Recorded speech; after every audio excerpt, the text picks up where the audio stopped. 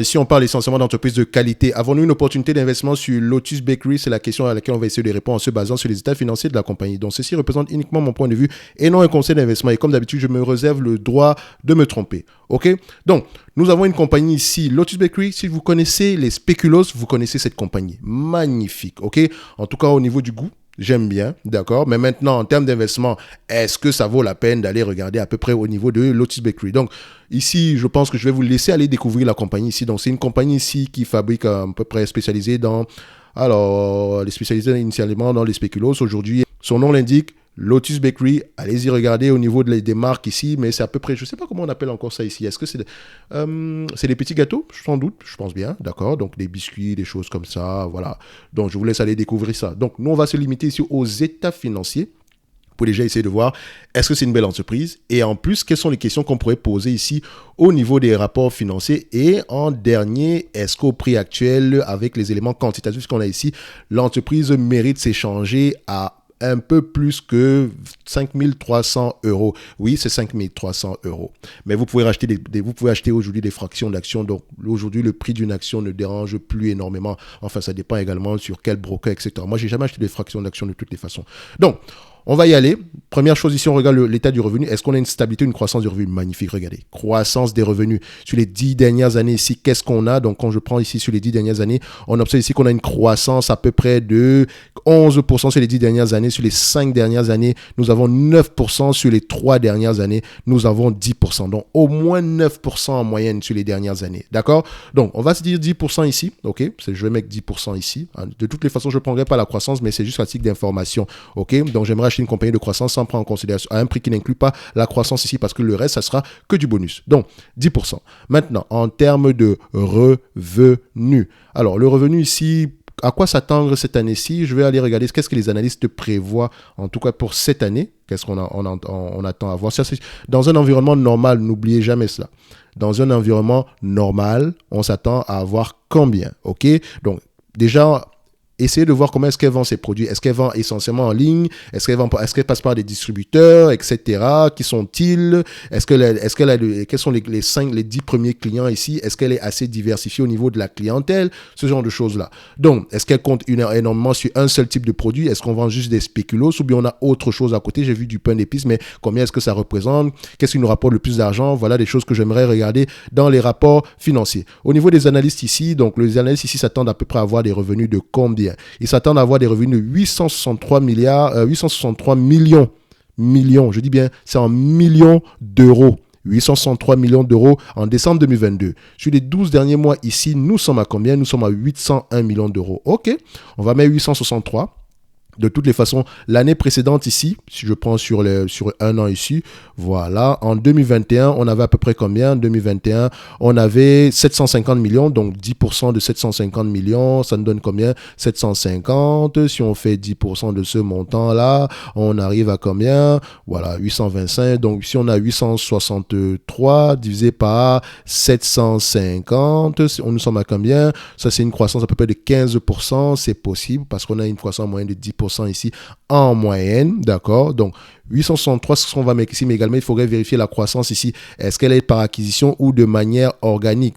Donc quand je regarde à ces niveaux-ci, acquisition, elle n'a que 1 milliard, elle n'a même pas encore 1 milliard de revenus, donc le niveau de croissance est encore élevé. Il y a un potentiel de croissance ici, d'accord? Surtout pour une compagnie qui vend ce type de produit-là. Donc, elle fait parfois des acquisitions, mais ça reste des petites acquisitions ici. Donc, voilà, ça peut également être la raison pour laquelle on aura peut-être des revenus plus élevés dans le futur. Donc, je vais mettre 863, mais ça, c'est selon l'estimation ici pour 2022 décembre. Donc, Est 800. On va mettre 865, on va couper court, 865. Croissance ici, on a déjà mis 10% en moyenne. Free cash flow ici, est-ce qu'on a marge des free cash flow de cette compagnie ici? Donc, je prends déjà les free cash flow, je les compare au net income afin de voir si on va dans le même sens, vu que c'est une compagnie européenne. Si je m'attends également à ce que les free cash flow soient différents des net income, enfin, soit un tout petit peu différents des net income à partir de 2018, donc je les mets ensemble ici. Oui, je pense qu'on a des net income qui sont à peu près plus stables ici. Les free cash flow peuvent être différents. Pourquoi? Parce qu'on peut faire des investissements, des choses comme ça. Donc, ou faire des acquisitions. Donc, à essayer d'aller recoller les morceaux. Mais on a à peu près la même tendance. OK? Donc, je vais prendre les marges des net income ici. Tout déjà, avant d'arriver aux marges des net income, je regarde déjà le gross margin ici. La marge brute ici me donne déjà l'information par rapport par rapport au pricing power de cette entreprise. Est-ce qu'on a des marges brutes stables? On a des marges brutes assez stables ici. Et entre-temps, entre 2006 et aujourd'hui, les matières premières ont dû augmenter. Donc, elle a gardé ses marges à peu près stables. Donc, quand je regarde à peu près ici les marges EBITDA, juste pour avoir une idée générale ici du niveau de rentabilité, je vois ici qu'au niveau des marges EBITDA ici, entre 2007 ici et 2013, on a à peu près 16%. Et à partir d'aujourd'hui, on est aux alentours des 19-18%. Donc, les marges EBITDA augmentent. Donc, les marges nettes sans doute ont augmenté. Donc, on va regarder les niveaux de marge nettes ici. OK, boum. Qu'est-ce qu'on obtient? Oui, comme on l'a dit, les marges nettes augmentent de plus en plus. OK, en termes de moyenne, qu'est-ce qu'on a? Donc, je peux déjà voir ici qu'on a un pricing power certain où on a un pricing power où on est très efficient. D'accord? Faites attention. Donc ici, on a 10%. Sur les 10 dernières années, on a combien? On a 11% en moyenne. Sur les 3 dernières années, on a 12%. Donc je vais mettre 12% en moyenne. OK? 12% en moyenne, c'est ce qu'on a sur les 3 dernières années. Donc on va faire ça parce que c'est 11,91, 11,97. Donc je vais prendre 12%. OK? 1, 2. Voilà.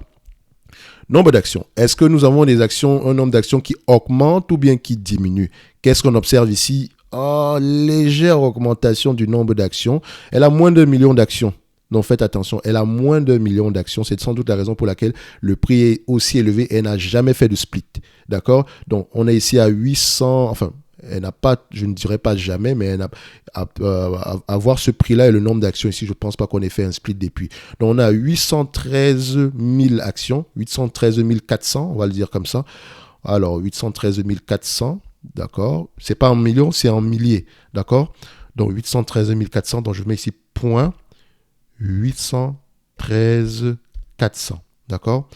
Donc le PER de cette entreprise ici, de cette compagnie. Alors, pour une compagnie pareille, je m'attends à avoir des PER de 20, 25 par là. Ça, je ne serais pas surpris de voir ce genre de PER sur ce genre de compagnie ici. Mais je ne paierai pas plus de 25 fois les bénéfices ici. Et même à 25 fois les bénéfices, je réfléchis énormément. Ça ne m'étonne pas. 48 fois, 45 fois les bénéfices. Jamais de la vie, même si on a une croissance de 10% ici avec une augmentation des marges. En moyenne, sur les 20 dernières années, le marché paye 20 fois. Le marché s'est emballé sur les 6 dernières années ici, sans doute il n'y a pas assez d'opportunités en Belgique. Je ne sais pas d'ailleurs pourquoi, mais payer 45 fois les bénéfices, 46 fois pour cette compagnie-ci, non, non et non. Sur les 10 dernières années, on est à 29 fois les bénéfices. Sur les 5 dernières années, 30 fois les bénéfices. Donc, je prendrai 20, 22, 25 ici pour faire simple, ok?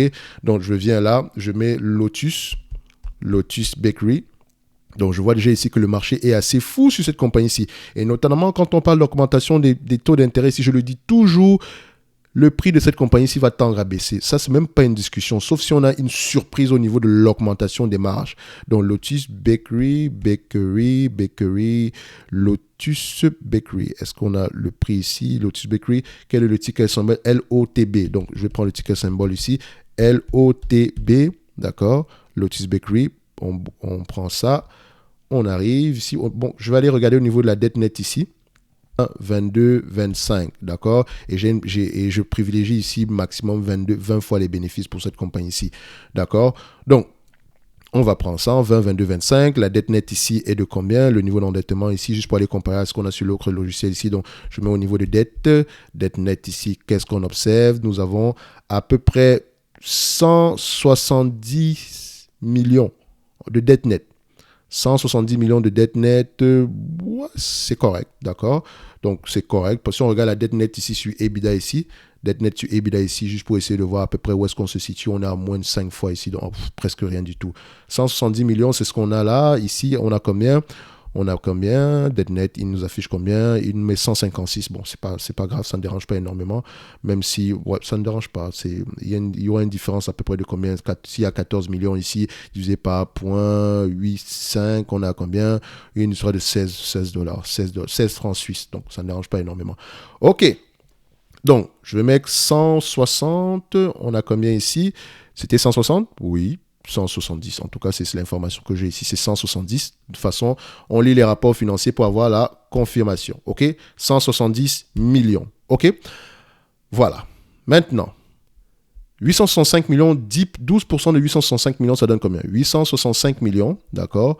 12% de ce montant-là, ça donne combien? Ça donne 103 millions. On va l'arrondir à 104 millions, si vous voulez bien, d'accord?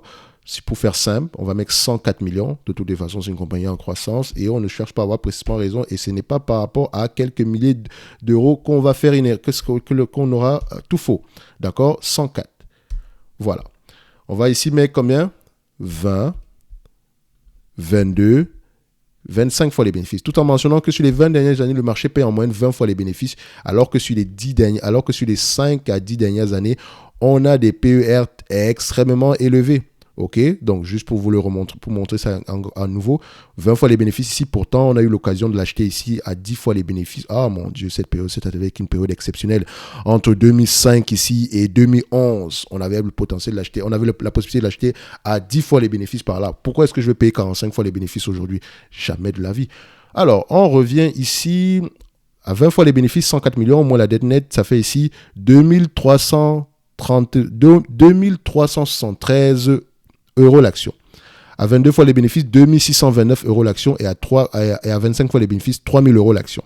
Admettons même qu'on a une croissance de 10% en moyenne sur les 5 prochaines années, ok, dans un environnement normal, ok, même si on sait que la croissance va tendre à diminuer, mais également on a juste 800 millions de revenus ici, on pourrait s'attendre un peu plus que ça. Donc je multiplie ici par le revenu actuel, donc on est à 865, c'est ça. On va mettre 865 ici ou 863, ça ne dérange pas. Donc on aura à peu près, donc si on a 1.1 exposant 5, ça donne ici 1.61 multiplié ici par 865 millions, d'accord, fois 12% de ce montant-là, la marge bénéficiaire, d'accord, multiplié par combien? 25 fois les bénéfices, soyons fous, ça fait combien? 4200, on enlève, disons qu'on n'a pas de dette nette, admettons, divisé par le nombre d'actions, donc à peu près à 800, on est à 800 combien? 813, d'accord, on va mettre 814 pour faire simple, et pas 814 ici. Ça fait 5000 euros l'action. On compte à combien? On compte à peu près à 5200. Donc, même si on ajoute la croissance ici, techniquement, on n'ira pas au-delà des 5000 euros. Pourquoi est-ce que je vais acheter cette compagnie-ci? Non seulement à des multiples plus élevés que ce qu'on a eu en moyenne, d'accord? Ici, on a 25 fois, alors qu'en moyenne, c'est 20 fois les bénéfices. Et en supplément, ici, j'ajoute la croissance de 10% qui pourrait tendre à diminuer également, d'accord? Mais même si je pense qu'on pourrait avoir une croissance soutenue de 10% pendant très longtemps, parce qu'elle a quand même un revenu de moins d'1 milliard ici. Donc, d'accord, alors d'ici là, 1 milliard 200, c'est pas très loin. Donc, est-ce que je paierais 5000 euros pour cette compagnie? Non.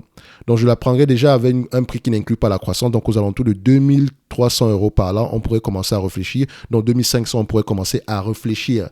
Même pas prendre position, on pourrait commencer à réfléchir. Mais sûrement pas au prix actuel. Parce que si cette compagnie vous reverse la totalité des bénéfices nets en date d'aujourd'hui, on prend la totalité des bénéfices, on vous les reverse, d'accord? Donc, dans le 865, 863 millions qu'on a présentement ici, donc qu'on espère avoir, et qu'on vous reverse à peu près 12% de ce montant-là, qu'est-ce que vous obtenez? Vous obtenez à peu près 104 millions, d'accord? Divisé par la capitalisation boursière actuelle qui est de 4 milliards 300, donc divisé par 4 milliards 300 ici, on obtient combien? 2% de rendement. 2% de rendement. Donc, le dividende ici, il est de 0,75%. Oui, le dividende, il est safe, déjà, quand je vois la différence entre le rendement global des free cash flow et le dividende ici, on peut dire que le dividende ici, il est safe. Est-ce qu'il est versé année après année? Est-ce qu'il est croissant? Il y a de fortes chances qu'il soit croissant depuis plusieurs années ici. Oui, c'est le cas. Il est croissant depuis X années, mais je sais déjà qu'à partir de ce prix-ci, voilà, si la croissance s'arrête sur cette entreprise, on n'espère pas avoir plus que le 2,41%. Admettons même qu'on a la croissance ici. Admettons même qu'on double. Donc 15% en moyenne sur les 5 prochaines années. Ça nous donne combien? 4,8%. Donc, c'est-à-dire que même le prix actuel, voilà, c'est rien du tout 4,8% quand on inclut la croissance. Parce qu'idéalement, on aimerait acheter quelque chose qui se rapproche plus du 10% ici, minimum. Donc, il n'y a rien comme opportunité d'investissement ici, sur cette compagnie-ci. Je pense que c'est une belle entreprise qui, dans n'importe quel watch, elle pourrait commencer à intéresser certaines personnes aux alentours des 2500 euros l'action, mais sûrement pas au prix actuel. Lotus Bakery, belle entreprise, mais pas au prix actuel. La valeur ici, sans prendre en considération la croissance, serait aux alentours de 2400 euros, d'accord, 2300 si vous voulez. Et si on prend en considération la croissance, voilà, et qu'on exagère un tout petit peu, on pourrait être aux alentours des 5000 euros, d'accord. Donc, si vous voulez acheter une compagnie à ce prix-là, vaut mieux l'acheter à la moitié de son prix, à un prix qui n'inclut pas la croissance. Donc, ici, on va se dire aux alentours des 2500 euros, on réfléchit, d'accord. Donc, ça reste une belle entreprise. Le dividende est safe, mais c'est pas exceptionnel en date d'aujourd'hui comme opportunité d'investissement, surtout qu'on a mieux sur le marché, surtout avec la période actuelle. Donc, soyez prudents. Bakery, si vous l'avez acheté à 2500 euros, tant mieux. Mais en date d'aujourd'hui, franchement, je ne dormirai pas tranquille la nuit à ce prix-là. Et encore, je peux me tromper, sauf si on augmente les marges ici de manière drastique et qu'on a une croissance extraordinairement élevée sur les années à venir. OK? Dans tous les cas de figure, ce n'est que mon avis et je me réserve toujours le droit de me tromper. À bientôt. Merci.